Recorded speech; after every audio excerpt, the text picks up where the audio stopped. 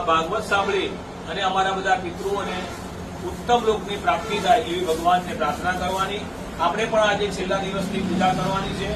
તો ભગવાનને તન મન ધન થકી સુખ અને શાંતિની પ્રાપ્તિ થાય, ઐશ્વર્યની અભિવૃદ્ધિ થાય, આપણું કરેલું કર્મ ભગવાન લક્ષ્મીનારાયણને પ્રાપ્ત થાય, વિષ્ણુ ભગવાનને પ્રાપ્ત થાય.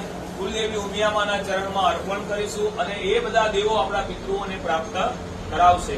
તો આવેલા મહારાજ શાંતિપાઠ બોલે છે, તમારે સાંભળવાના છે.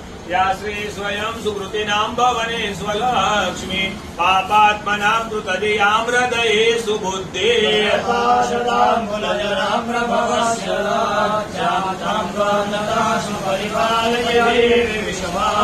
વર્ણયામ તવ રૂપમચિંત્ય મે તદ કિમ ચાતિ વીર્યમસુરાક્ષયકારિ ભૂરે ચાહવેષુ ચરિતાનિ અવાદ્ભુતા રે હરે